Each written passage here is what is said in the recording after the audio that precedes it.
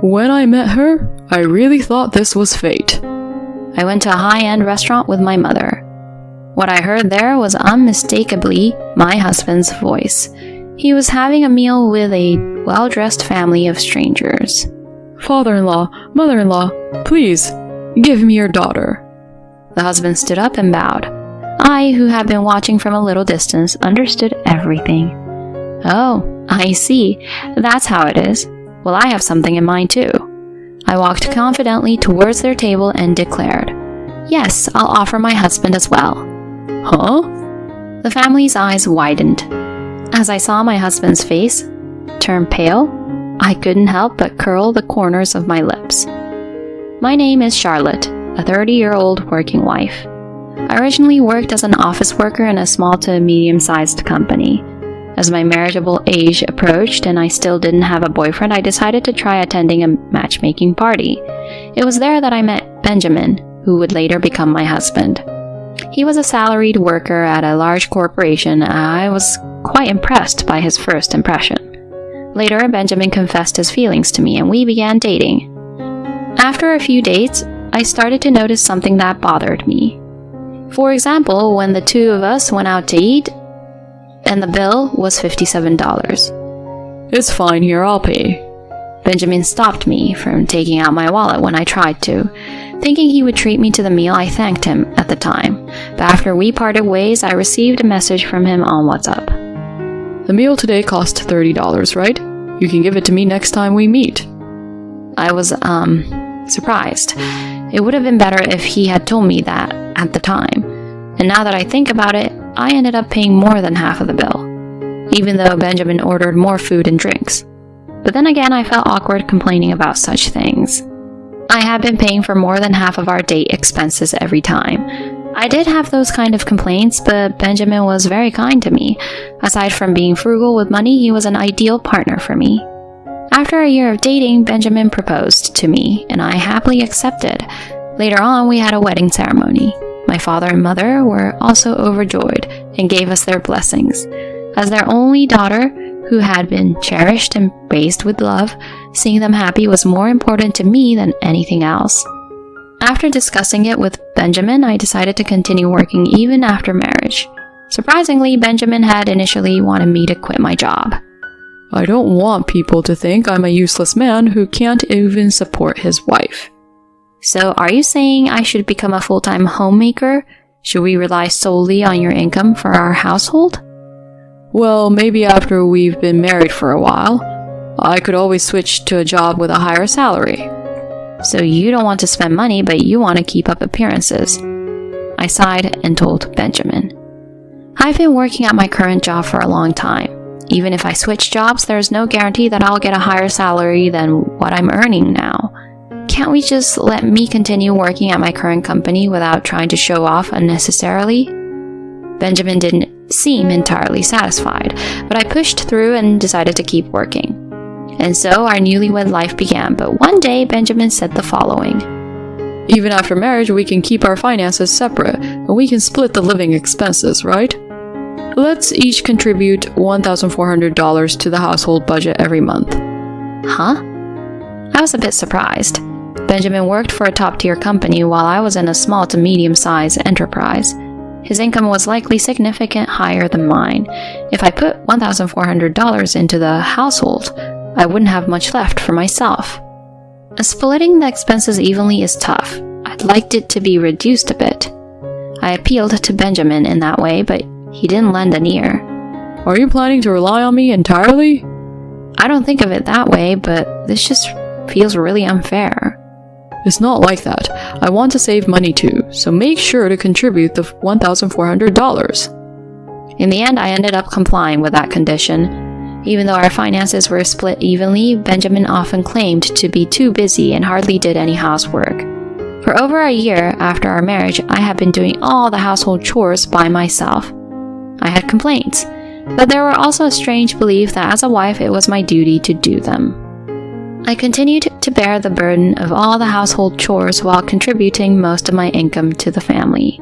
Then one day, I received a call from my mother informing me that my father had been in a car accident. I rushed to the hospital, but by the time I arrived, it was too late. My father had already passed away. Both my mother and I were in tears, and our emotions couldn't keep up with the sudden loss. Despite our overwhelming grief, we proceeded with the funeral arrangements. Somehow we managed to get through the farewell ceremony, and then we were back home.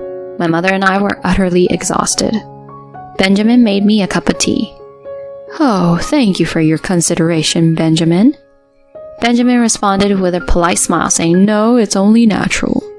After finishing my tea, I called out to my husband. "Benjamin, it's time to go." "Huh? Already?" Benjamin appeared, surprised for some reason. "Why are you surprised? It's late and I'm tired." "No, I mean, you haven't had an important conversation with your mother yet, right?" "An important conversation?" "Aren't we going to talk about your father's inheritance?" Both my mother and I were surprised by this.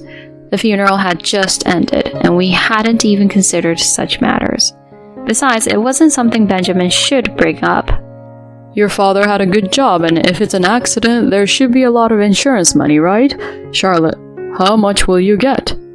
Benjamin said this with gleaming eyes, and I felt dizzy. I noticed my mother's puzzled expression and panicked.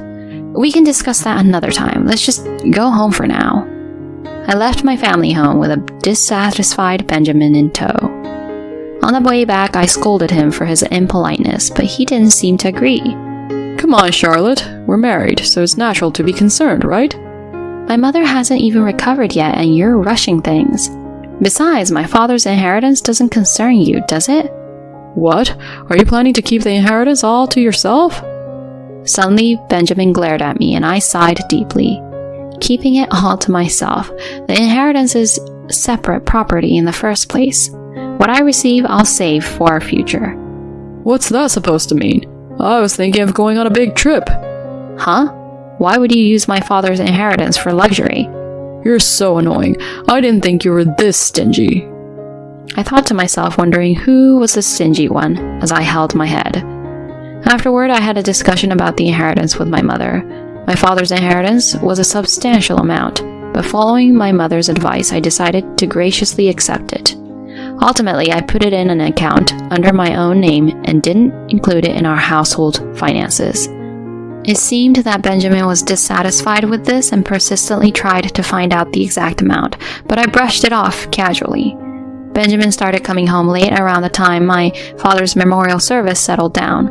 He claimed his work had become busier and would often work overtime on weekdays. Even on precious weekends, he would either have to work or simply go out. However, because I was also busy with my job, I didn't pay much attention to it.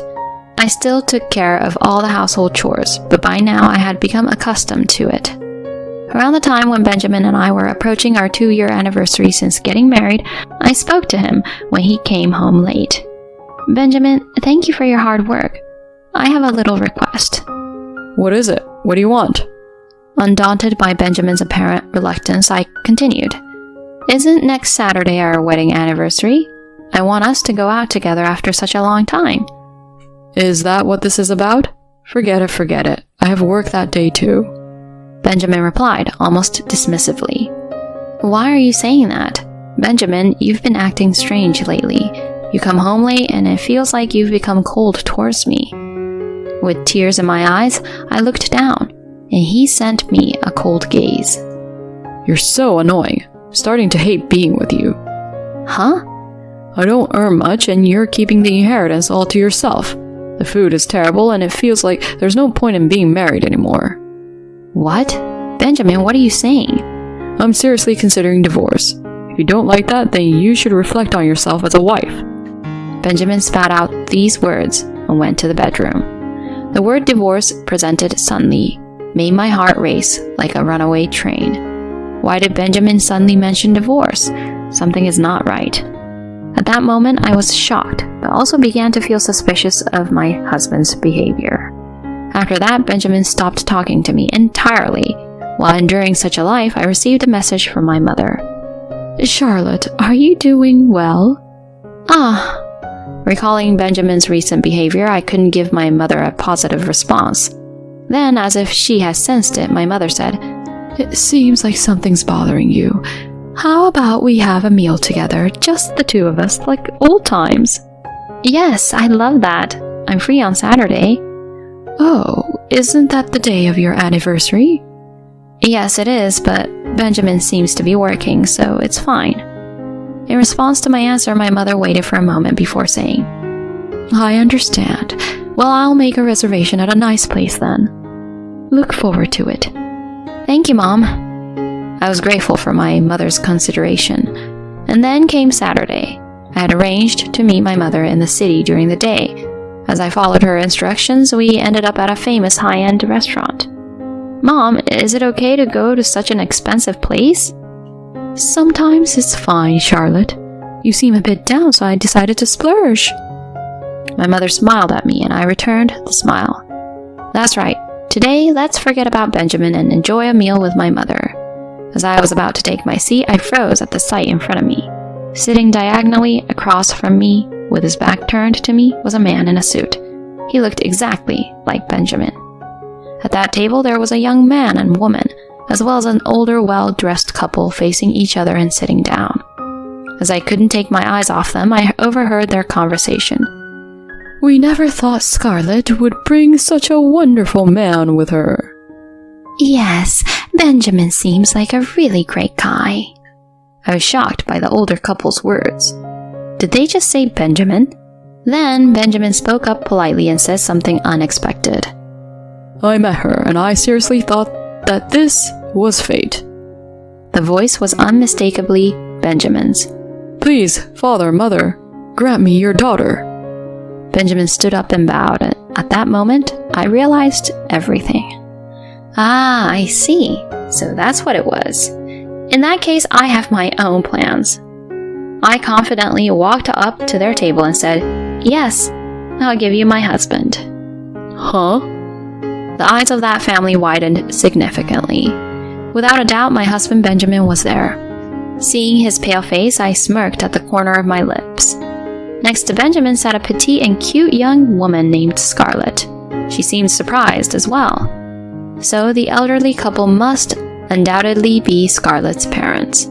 Then Scarlett's father cleared his throat and said, Who might you be? I don't quite understand what you're saying. I calmly responded, My name is Charlotte. I am Benjamin's wife. There was a moment of silence at the table. Benjamin still looked pale and hadn't said a word. That's when Scarlett grabbed Benjamin's arm and shook him. Wife? What does this mean? Hey, Benjamin, what's going on? Then Benjamin had a startled expression on his face. This is not... What's going on, Benjamin? Under the stern gaze of Scarlett's father, Benjamin finally said this. This woman is my stalker. She's a crazy person who became infatuated with me and delusionally thinks she's my wife. Please, don't be deceived, everyone.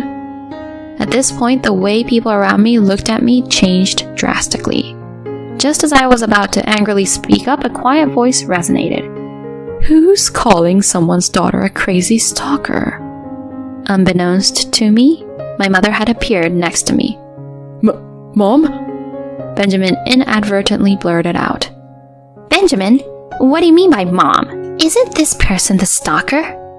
When Scarlett confronted him, Benjamin stammered. Then my mother calmly stated, Nice to meet you. I am this girl's mother and I am Benjamin's mother-in-law.